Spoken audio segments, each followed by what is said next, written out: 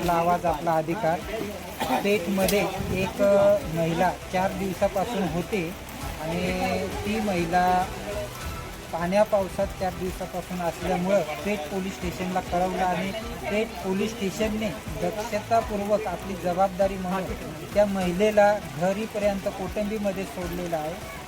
तर हा एक मानव धर्म, ज्या महिलेची इज्जत भविष्यात काही प्रॉब्लेम होऊ नये म्हणून पोलीस स्टेशनने अति दक्षतापूर्वक कोटंबी गावामध्ये सोडलेलं आहे तिच्या नातेवाईकांच्या घरी.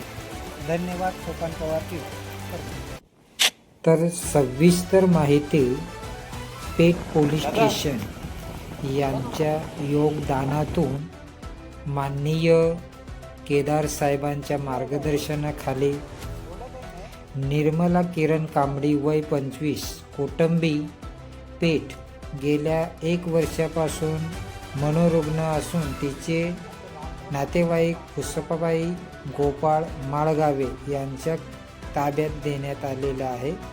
आणि उपस्थित गोपनीय दादा रामदास पवार, बुवा दादा, सचिन थेटे दादा, सामाजिक कार्यकर्ते सोपान पवार यांच्या उपस्थित या महिलेला त्यांच्या नातेवाईकांकडे सोपवण्यात आलं. पेठ तालुका म्हटला तर अति मागासवर्गीय, पण त्यांच्यामध्ये एक जिव्हाळा प्रेम असतो. तर ह्या गेल्या 4 दिवसापासून ही महिला मातोश्री हॉस्पिटल समोरचा जो रस्ता आहे त्या रस्त्याच्या समोर फिरत असताना येथील जे काही दुकानदार, येणारे जाणारी पब्लिक यांनी या महिलेला खाण्यापिण्यासाठी सर्व वस्तू दिल्या.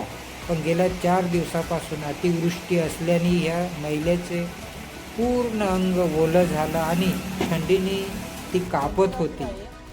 तिला हे बघून पेठ पोलीस स्टेशनला कळवण्यात आलं आणि सुखरूप तिला तिच्या घरीच पण सोडण्यात आलं. तर भविष्यात एखादी दुर्घटना घडू नये म्हणून तिला तिच्या नातेवाईकांच्या ताब्यात दिलं. घरी का नाही जात?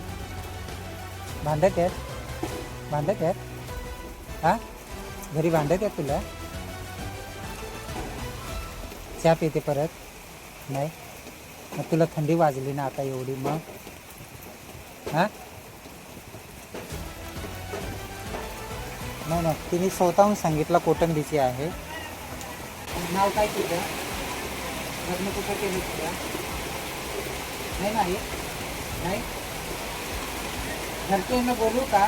नको घरी नाचतो तुला हा?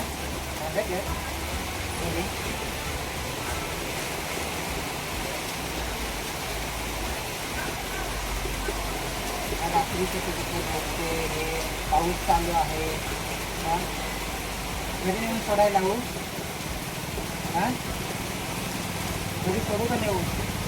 नको का करा? तू 4 दिवसापासून पाण्यात आहेस ना, हां तब्येत बिघडल तुझी. आता थंडी वाजते ना. हां खरोखर पेठ पोलीस स्टेशनने आज जी काही कामगिरी केलेली आहे ती एका महिलेला तिच्या नातेवाईकांच्या ताब्यात देण्यासाठी आपला वेळ देऊन आणि त्यांनी आपल्या गाडीत त्या महिलेला घरापर्यंत सोडण्याची जी कामगिरी केलेली आहे तर खरोखर वाहवा करणे इतके आहे. तर पेठ पोलीस स्टेशनचे कर्मचारी कुठलाही विलंब न लावता मी फोन केल्यानंतर तात्काळ त्या महिलेला आपल्या घरापर्यंत सोडण्यासाठी सज्ज झाले आणि त्यांनी त्या महिलेला कोटंबी गावामध्ये त्यांच्या नातेवाईकांच्या घरी सोडून आणि त्यांच्या ताब्यात देऊन त्यांना बजावणी केली की यापुढे या मुलीला कुठेही एकटीला रस्त्यावर कुठं सोडू नये. आणि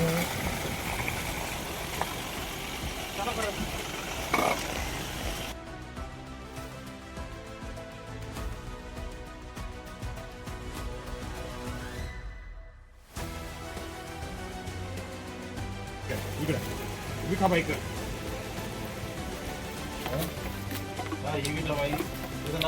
समोर किरणपुरी तिकडे जाते तिकडे तिच्या आजोबाच्या हा आजोबांच्या घरी जा तिथं म्हणजे?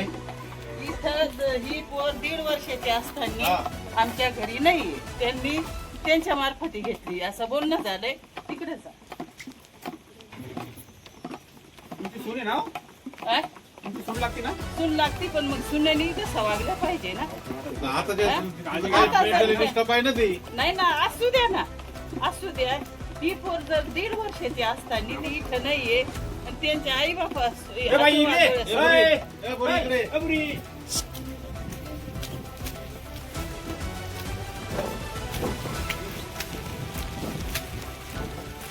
कुठं घर आहे? कोणतं घर हो? इकडे या विटा बाई 2 मिनिटं या ना या इकडे या 2 मिनिटं इकडे या ना इकडं ना किरणला पाठवा इकडे चल बाई हे तुझं घर चाल ना हे बाई ओय कोणतं घर आहे जाऊ नको थांब.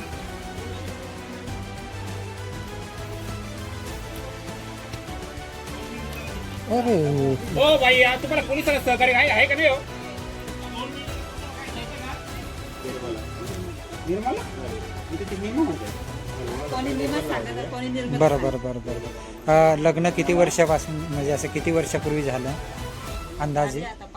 5-1 वर्ष. किती पोरं आहेत तिला? 2 पोरे 2 पोरी. आता ते 7 वर्ष झाले असेल लग्नाला सासरवाडीला नाही राहत. सासू पाहत नाही. सासूचा स्वभाव आम्ही बघितला. हां तर आता तुमच्याकडेच आहे. तुम्ही नात्याने कोण तिच्या? आत्या आहे. आत्या आहे. बरं बरं. एक भावाची पोरगी. बरं बरं मातृत्व म्हणून तुम्ही एक जबाबदारी पार पाडता तर खरोखर धन्यवाद. पण याच्या पुढं जर तुम्हाला सांभाळायला जमत नसेल तर आपला आश्रम आहे, आपण त्या आश्रमात तिला ठेवू. बाकीचं ठेवावंच लागेल. हां बापाकडे लक्ष द्यावं का बरोबर. तिकडं लक्ष द्यावं? तर माझी सर्व समाजाला विनंती आहे, आंधळं पांगळं वेडं कसंही असू द्या, आपलं ते आपलं असतं म्हणून त्यांचा सांभाळ करा, आपली जबाबदारी पार पाडा. धन्यवाद. सोपान पवार पे.